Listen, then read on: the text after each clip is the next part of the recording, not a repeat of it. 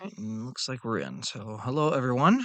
We are coming in for this, what will likely be the last video for the month of April, because I don't know if we'll get to it before it switches to May next week, nonetheless. So, for our video for this week, we're going to go a bit further back.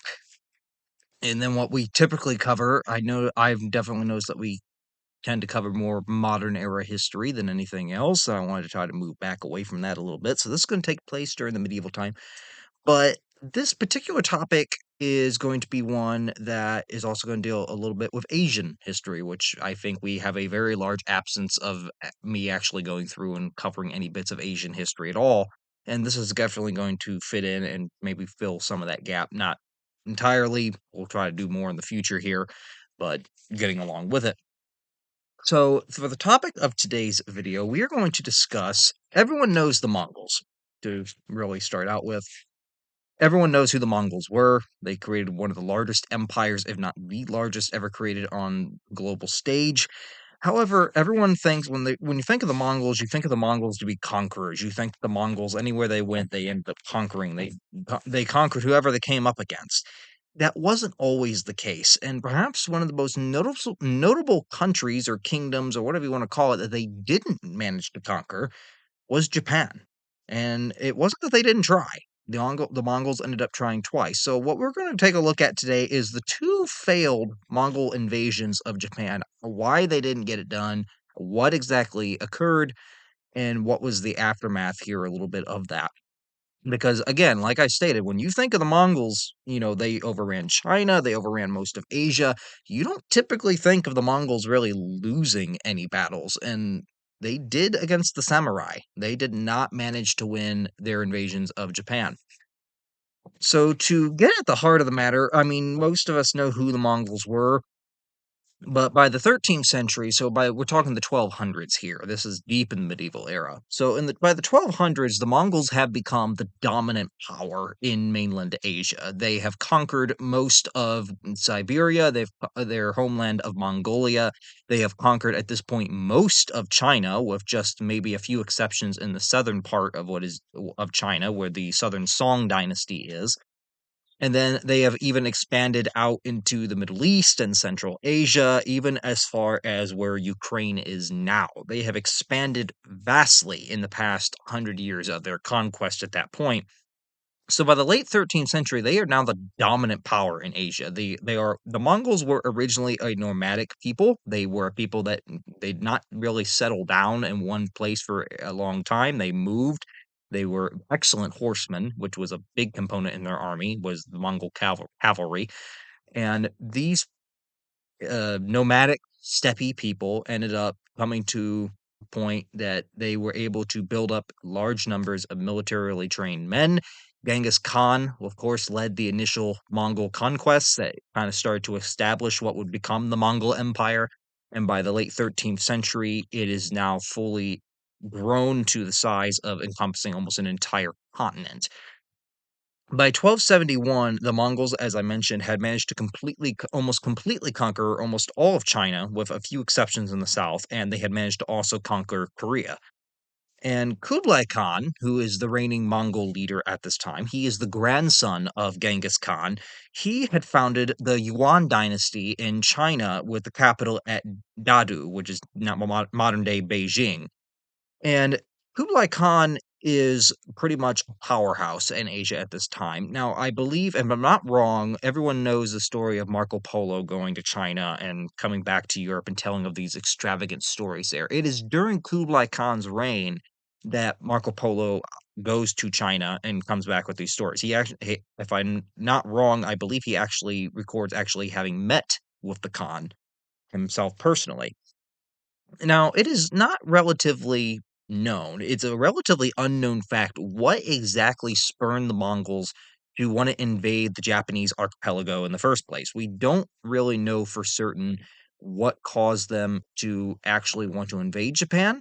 We have many theories that have come out over the years over what could have spawned that. First thing, of course, the Mongols are pretty much a very there are people on the conquest, and they want to control all routes of trade, all routes of possible resistance or power.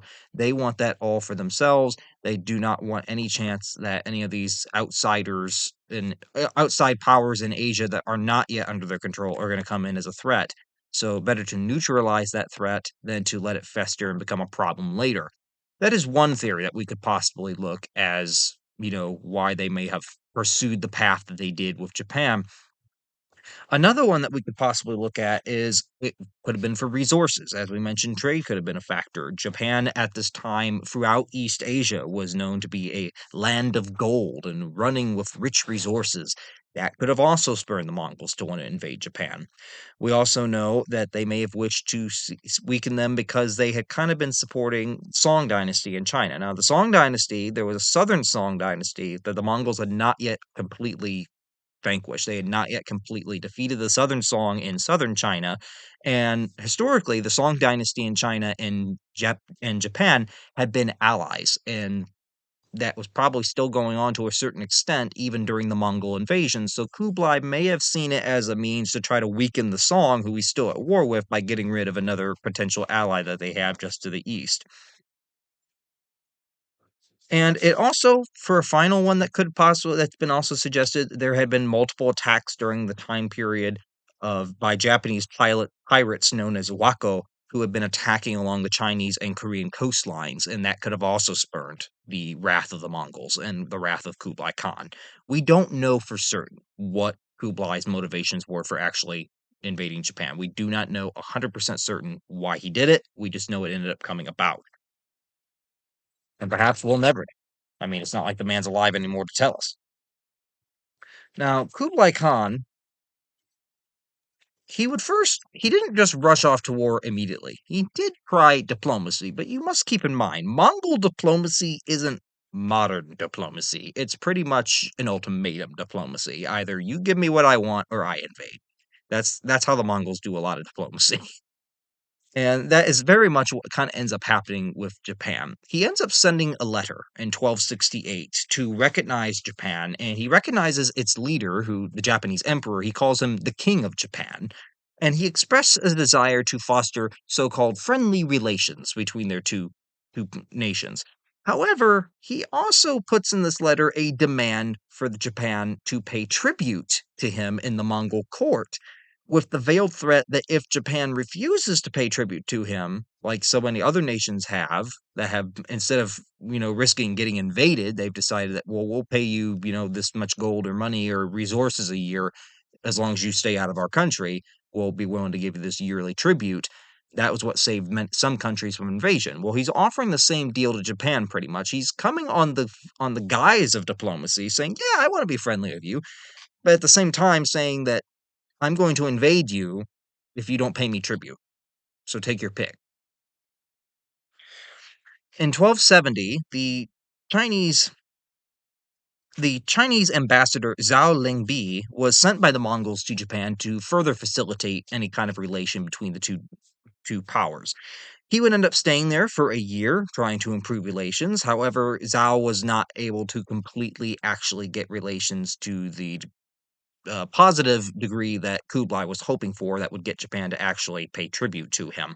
So Kublai would send another letter. He would send more letters in the year 1274, which were also ignored by the Japanese. The Japanese, all these letters that Kublai kept sending, they pretty much kept ignoring them. They weren't really giving him a firm response. They weren't giving him any kind of, a response that he could use in terms of dictation of whether or not I should invade or not.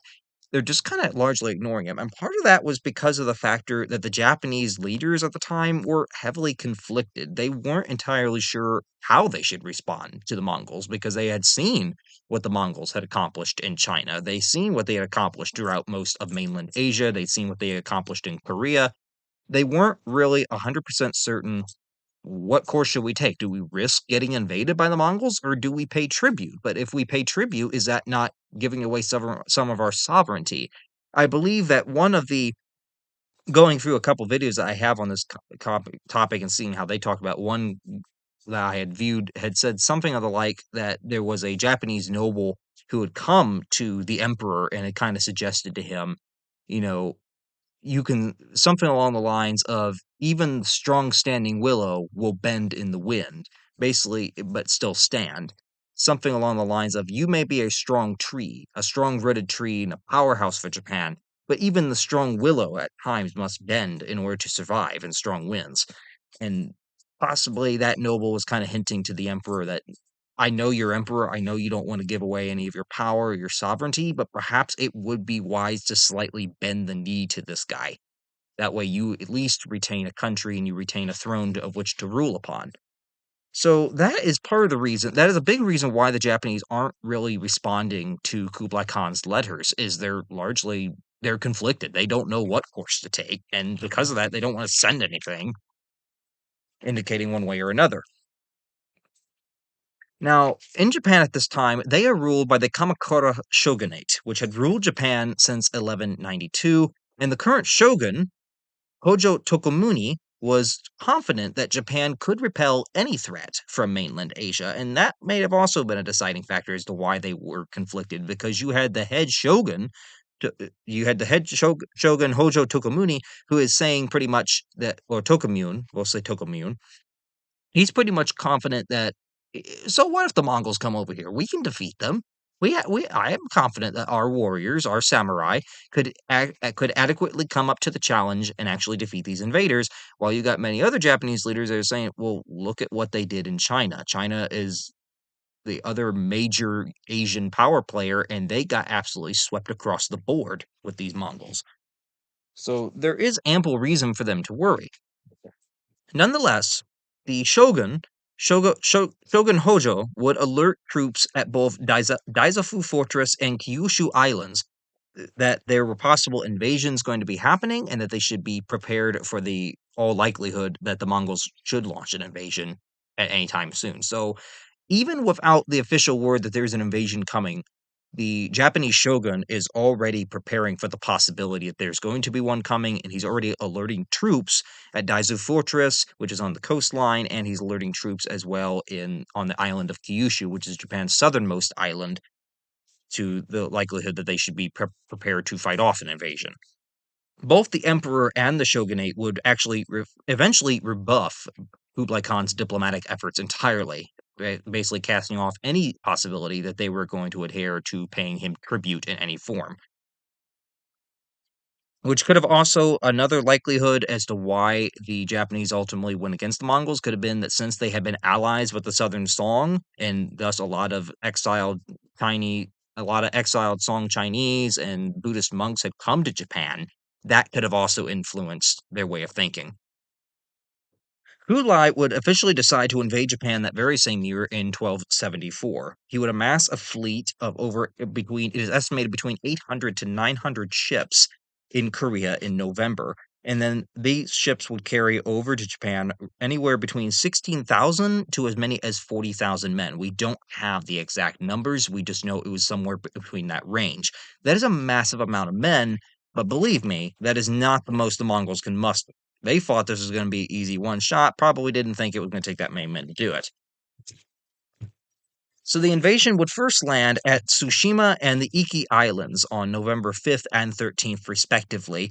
Both islands would be plundered by the Mongols. The Japanese at Tsushima would end up fiercely defending the island, but ended up losing due to the superior numbers of Mongols that they came up against. And at the Iki Islands, the local defenders made a last stand in Hinosum Castle, and then they ended up actually getting destroyed when no reinforcements came to their aid from the mainland.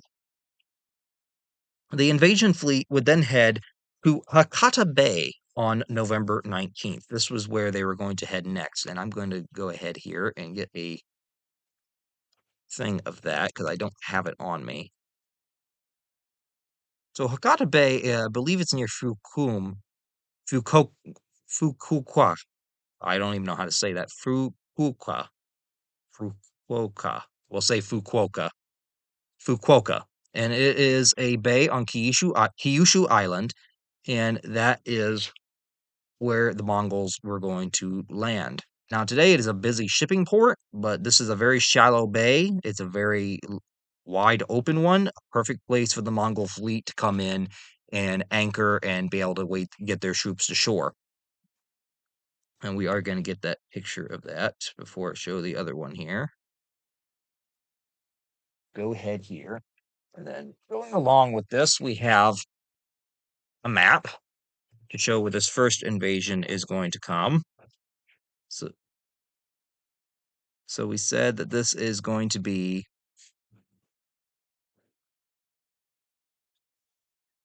We said that the Mongols come across with the first invasion fleet from Korea, and they come across these two islands. And we'll use that pen.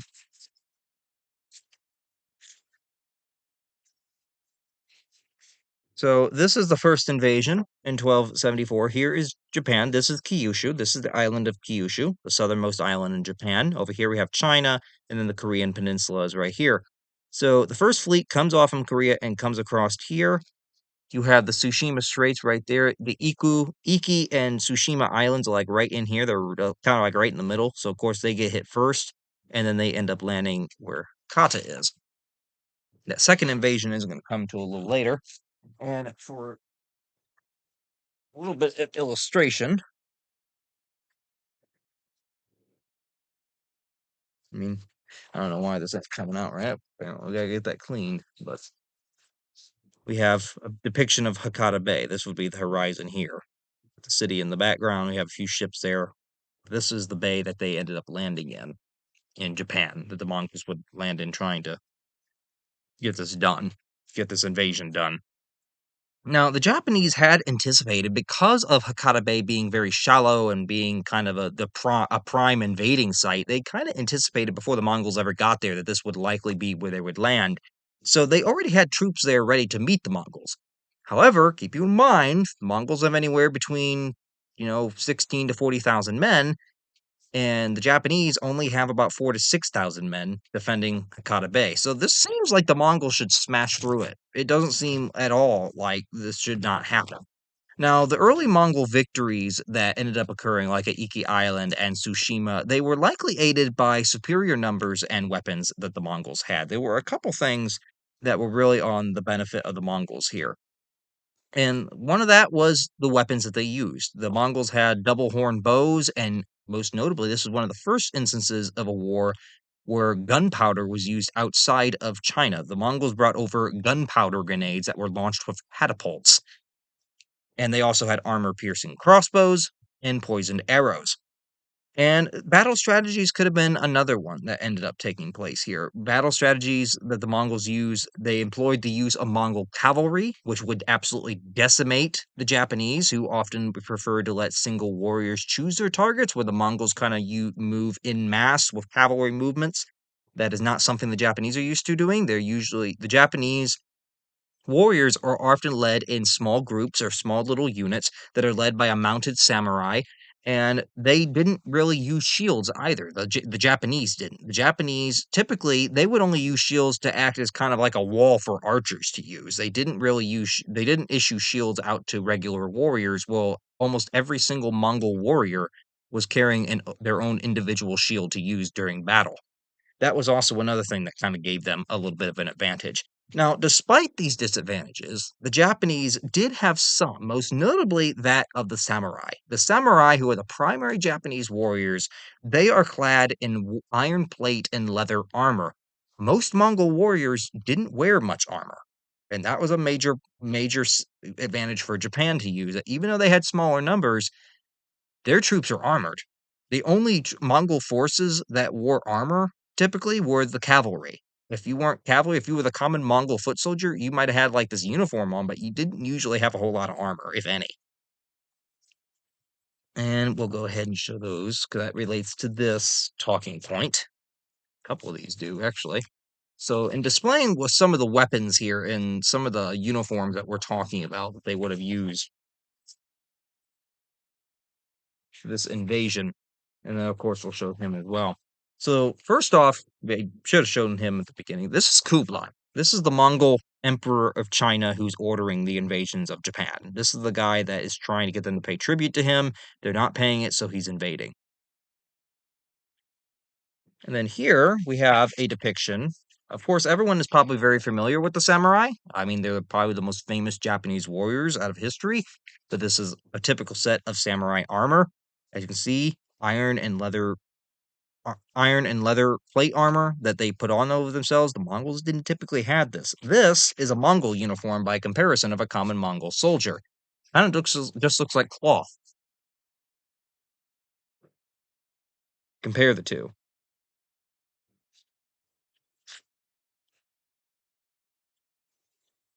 And here I mentioned that the Mongols, for one of the first times outside of China, were using gunpowder. This is one of those grenades that it was actually recovered from the bottom of Hakata Bay. This is one of those grenades the Mongols actually used during one of the two invasions, because both invasions they landed at Hakata Bay. This is one of those gunpowder grenades, what's left of one. And then to illustrate, when I said the Japanese didn't really issue shields to individual soldiers, they largely only used them for like walls for archers. This is kind of an illustration of that. Where this is an original Japanese painting from the one of the two invasions. I'm going to guess it might have been the first, given the tactics that are being employed here. So most of these over here, these are the Mongol soldiers coming in that they were depicting in this illustration. These over here are the Japanese archers. And what I can notice in this, the only reason I really got this one off, and I don't know how well it's going to come up here. Well, yeah, you can definitely see the one. So this little rectangle right here, these are those shields that the Japanese are using. And as you can see, they got them set up. You probably can't see them all the way this way, but they are on here. But they have like a wall set up to block these guys for the archers to shoot over. That is what the Japanese would often use in these situations. They didn't use them for individual soldiers. Now, we just the samurai longswords were another advantage that they had. They were often more effective than the Mongols, who used short swords. And the Mongols would end up, for some unknown reason, it's not known completely why they ended up bailing out. Within just a couple, about 2 or 3 days, the Mongols end up withdrawing from Hakata Bay and going back to Korea on November 20th. Now, what could have spurned it? We think that we do know that when the Mongols came ashore at Hakata Bay, the Japanese, despite being very numerically outnumbered, they put up a literal one of the most steadfast defenses that they could have provided. It slowed the Mongols down. They did establish a beachhead, but they were struggling to really push inland. And we do know that in the ensuing couple days of fighting that ensued, the Mongols did lose their commander. Their commander ended up actually getting shot with an arrow, and he ended up falling. And their supply lines were already stretched as it was. So we figure that it could have been that they were exhausted, and with the loss of the commander, the invasion had kind of lost its main commanding general, who was going to direct everything.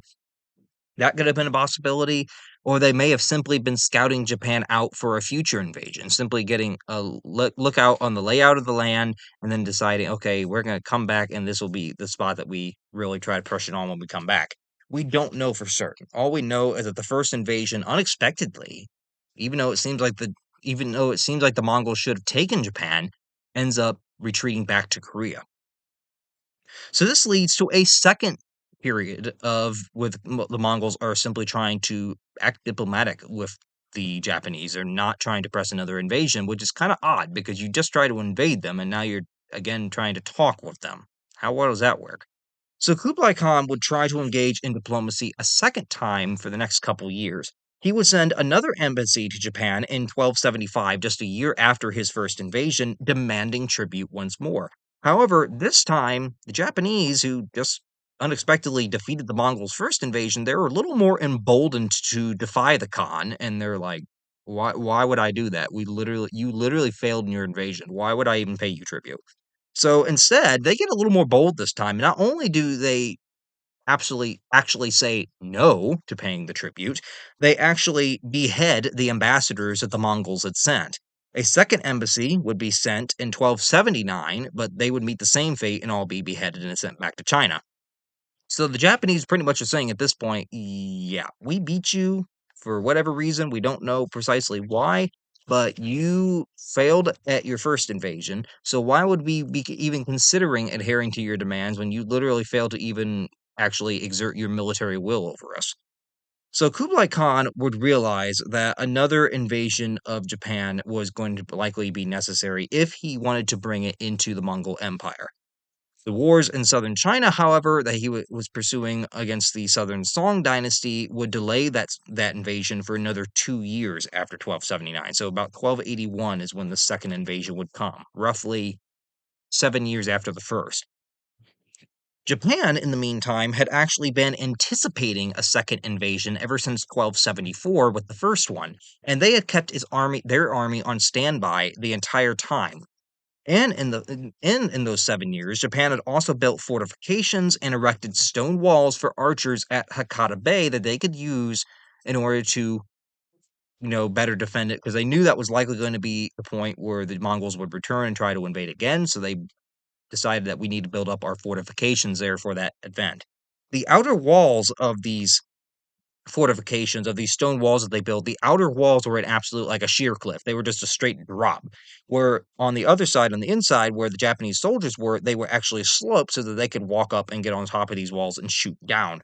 That was a major difference with the second invasion here, is the Japanese, by the Mongols waiting 7 years, the Japanese are much better prepared for a defensive battle than they had been the first time. And to kind of show you what we're kind of talking about here with these walls, this is the ruins of one of these walls today in Fukuoka. Fukuoka. This is one of the ruins of one of those walls. Only the tops of it have been excavated. Most of it is still underground, but this is one of those walls. So some of those walls still exist to this day.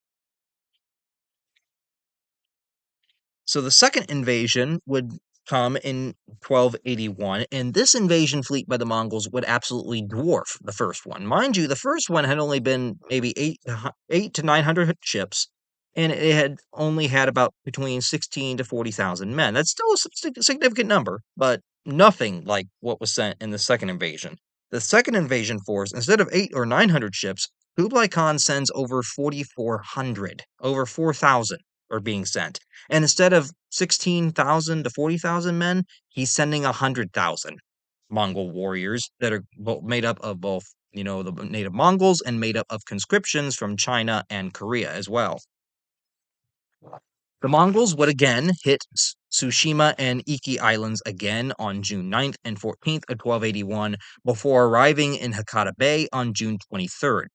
The Mongol fleet, however, this time, instead of landing the whole fleet at Hakata, they would actually split it in two, with a second part of that fleet then breaking off and attacking the main island of Honshu, which is the island that Tokyo is on, or Edo at this time, I believe it would have been called. And they end up attacking Honshu to try to invade at a second landing site. However, that second invasion fleet absolutely fails in its objective and is actually repelled at Nagato. And the upgraded Japanese defenses at Hakata Bay were causing the Mongols to experience troubles there as well. Because they had waited so long and allowed the Japanese to maintain military readiness, they built fortifications. They've prepared for this. They know it's coming the second time around, and they are much better prepared to fight it off this time. So the Mongol defense at Hakata ended up preventing the Mongols from even establishing a beachhead with the second invasion. They were largely had to stay on their ships to even get to shore, and because of that, the Mongols ended up starting to tie up their ships together to try to just create the walk from ship to ship to the shoreline, because they couldn't even get a beachhead on the shoreline to use as a base camp. So they end up tying their ships up, which then leads to two problems that pretty much fail the invasion. The first one, because the ships are so closed and packed in together in this bay and they're tied up, Japanese samurai end up coming out into the bay and boarding the ships and start engaging in ship fighting on the ships on themselves. They end up climbing aboard these things and start actually engaging on the ships, which leads to shipboard fighting. The Mongols would then end up withdrawing after heavy losses to first Shiga and Noki Islands before returning to Iki, where they would be harassed the entire way by small Japanese raider vessels. Kublai Khan, realizing that his second invasion had been initially rebuffed, sends another 40,000 troops as reinforcements from China. The fleet would then attack Hokkaido in August, and then move east and attack Takashima on August 12th. And then the most unforeseen thing happens for the Mongols, something that was entirely unforeseen: the weather. Now, Japan is no stranger to typhoons, their equivalent of the word for what we would call a hurricane. And this was no stranger. However, typhoons weren't very common in the Pacific at this time of year, and it was not something that the Mongols had even thought would be a possibility.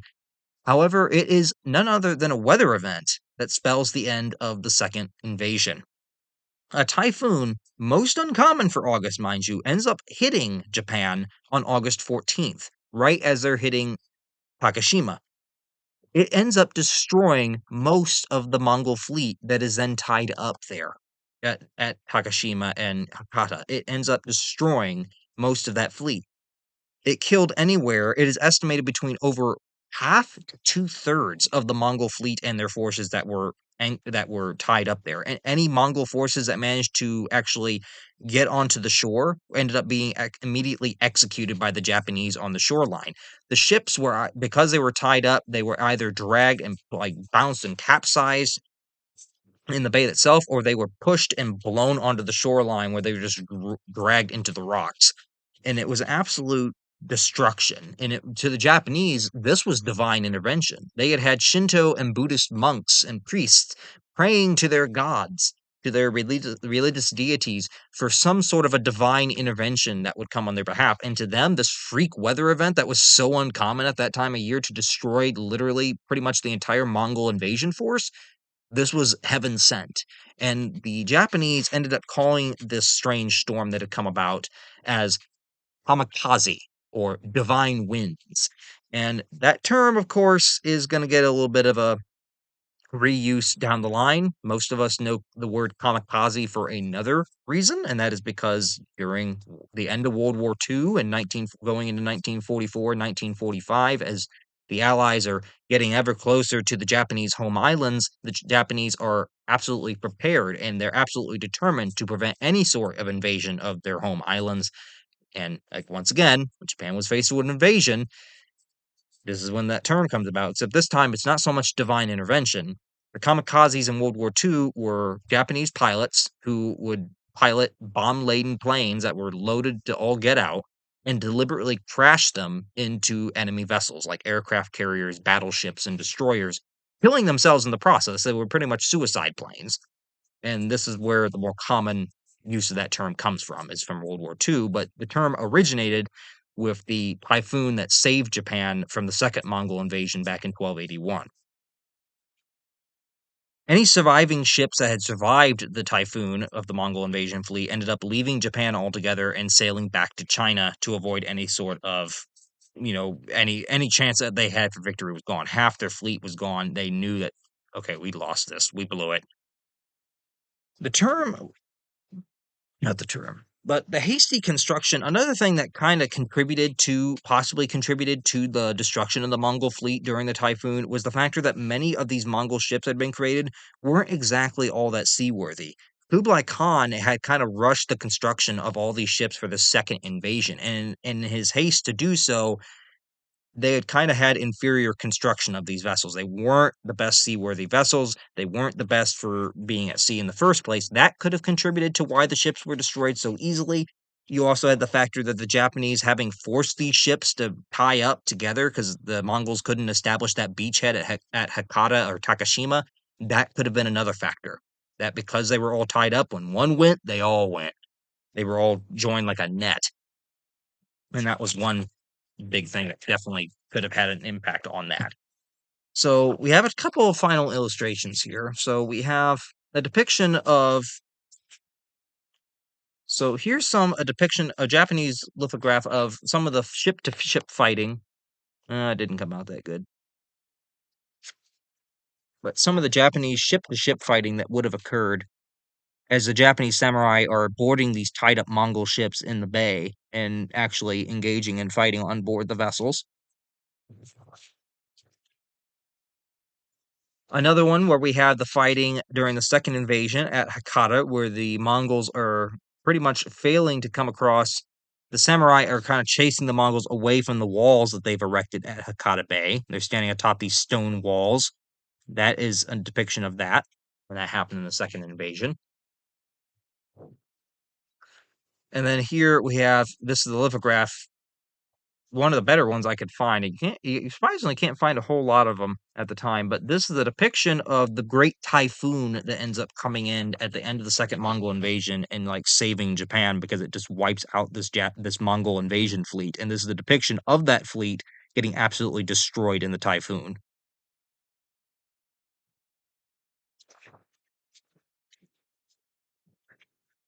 So, despite a third invasion being planned by the Mongols initially, the Mongols would never return to Japan. They had done two invasion attempts and both had failed. They had failed to take Japan in their conquest. They would also, this could have partly been because although they had planned a third invasion, it never came out because the Mongols also had some unsuccessful wars in other areas of Asia. They had unsuccessfully tried to conquer Vietnam, and they had also unsuccessfully tried to conquer the island of Java, where Indonesia is now today. After 1281, the Mongols would end up actually bringing a stable peace to most of Asia and largely kind of halt in their conquest for the time being, the Pax Mongolica, as I believe it's called. Kublai Khan would continue during his lifetime to try to get Japan to join the Chinese tribute system to no avail. Japan wouldn't have it. They beat back two Mongol invasions. They had no reason to pay tribute to Kublai Khan. The Japanese, meanwhile, would actually maintain military readiness, expecting a third invasion at any point for the next 30 years. They would actually maintain troops at Hakata Bay until 1312, in the expectation that there was going to be another invasion. Religion would actually surge in Japan after the two Mongol invasions, mostly due to the seemingly divine intervention of the kamikaze typhoon that had kind of saved them the second time around. And this had seemingly confirmed the predictions of the Buddhist and Shinto monks and priests who had predicted that divine intervention would come about. And this led to a resurgence of religion within Japan itself after the invasions. So I mean, there's many more things that we could talk about with this invasion, but like as always, we try to just do a general overview. So that will wrap up for this one. So yeah, the Mongols, who are supposed to be one of the greatest conquerors in human history, could not take Japan. They tried twice, and the second time it was a storm that beat them. Kind of ironic. So if anyone has any questions, any comments, any added information or anything that you would like to add, feel free to put that in the comment section below, and I'll be more than happy to go through it when I get the chance. I don't know what video we will have next week, but I do know that we will definitely have one, like last week, because last week was going to Easter week and everything was just busy. So we will have one next week. I just don't know what it's going to be on quite yet. So we'll get to that when we get to it. So as always, I hope everyone does well, has a good rest of their week, and we'll see you all back here next time for the next video.